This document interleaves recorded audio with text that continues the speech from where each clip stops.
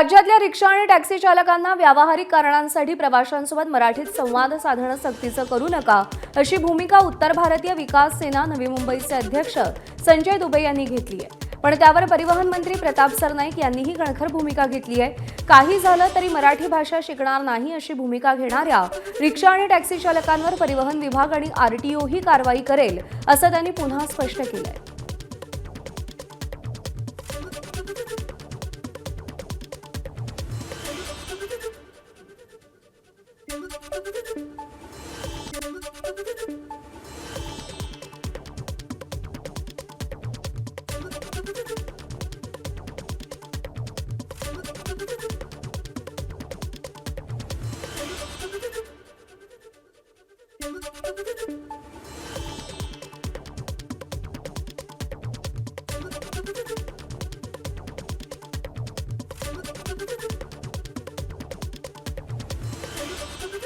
मराठी शिकणार नाही असं म्हणणाऱ्या रिक्षा टॅक्सी चालकांवर कारवाई केली जाते।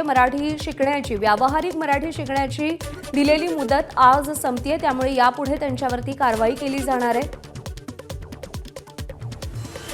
महाराष्ट्र राज्य परिवहन मंत्री प्रताप सरनाईक जी, आप 15 अगस्त को डेट दिए हैं कि जो उत्तर भारतीय मराठी नहीं बोलेगा उसका लाइसेंस रद्द कर दिया जाएगा।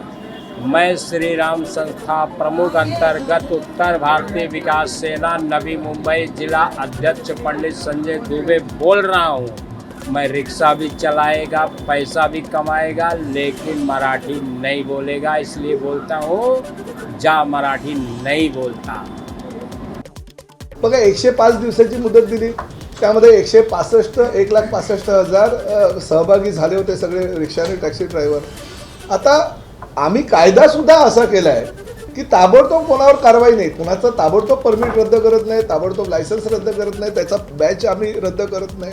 आम्ही पहिले त्याला नोटीस देणार, 30 दिवसाच्या मुदतीमध्ये तो जर नाही शिकला तर आम्ही त्याचं लायसन्स जे आहे फक्त निलंबित करणार, रद्द करणार नाही।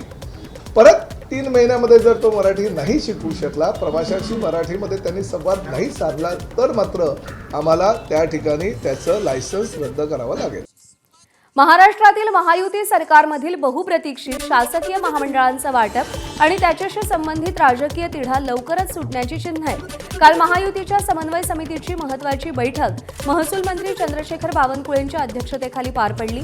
या बैठकीला छगन भुजबळ, गिरीश महाजन, शंभूराज देसाई आणि दादा भुसे उपस्थित होते।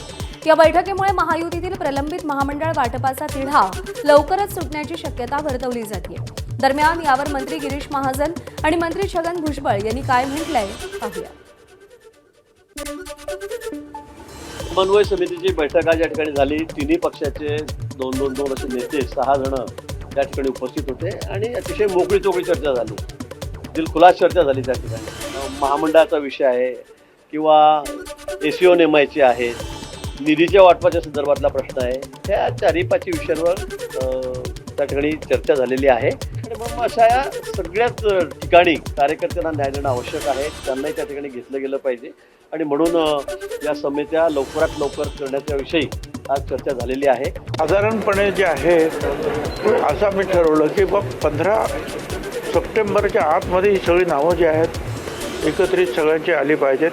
शक्य तितक्या असं समजा 15 पण ह्या सप्टेंबर महिन्यामध्ये सगळं संपवून टाकलं पाहिजे काय, आणि सगळ्याचे निर्णय झाले पाहिजेत, अशा रीतीने आम्ही काम करणार आहोत।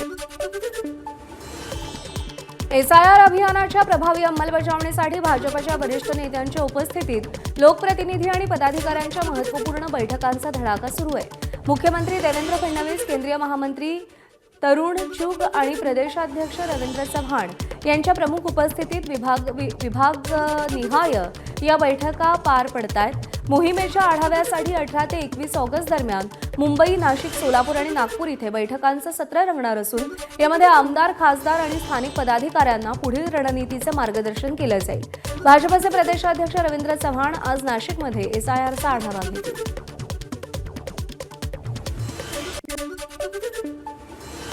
मीरा भाईंदर आणि वसई विरार मधल्या रहिवाशांसाठी आनंदाची बातमी। मीरा भाईंदर ते वसई विरार दरम्यान मेट्रो प्रकल्प उभारण्यासाठी मंत्रिमंडळाच्या उपसमितीने मंजुरी दिली आहे। 6 महिन्यात भूमी अधिग्रहणासह सगळ्या परवानग्या द्या असे निर्देश मुख्यमंत्र्यांनी दिलेत.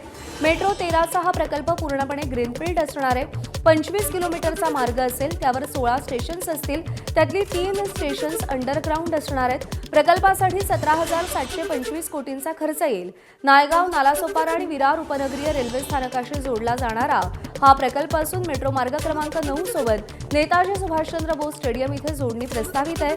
सगळ्या स्थानकांवर बस सेवा उपलब्ध करून देण्याचंही नियोजन आहे. या प्रकल्पासाठी एकूण 24.84 हेक्टर भूसंपादन अपेक्षित आहे. मान्यतेनंतर 5 वर्षात प्रकल्प पूर्ण करण्याचं नियोजन करण्यात आलंय.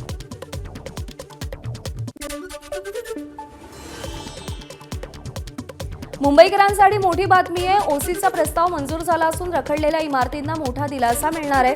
अनेक वर्षांपासून ऑक्युपेशन सर्टिफिकेट अर्थात ओसी अभावी रखडलेल्या इमारतींसाठी आता मार्ग मोकळा होणार आहे. ओसी संदर्भातल्या प्रस्तावाला मुंबई महापालिकेच्या सभागृहानं मंजुरी दिली आहे.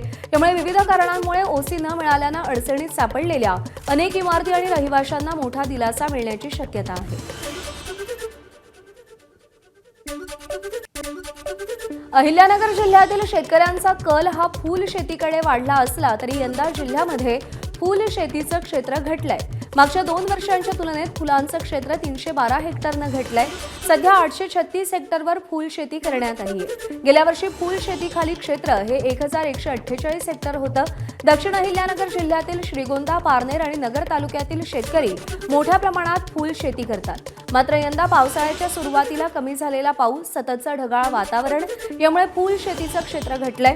त्यामुळे येऊ घातलेल्या सण उत्सवाच्या काळात बाजारात फुलांची आवक देखील घटण्याची शक्यता आहे आणि त्याचा परिणाम फुलांच्या दरांवर होऊ शकतो. एबीपी माझा, उघडा डोळे बघा नीट.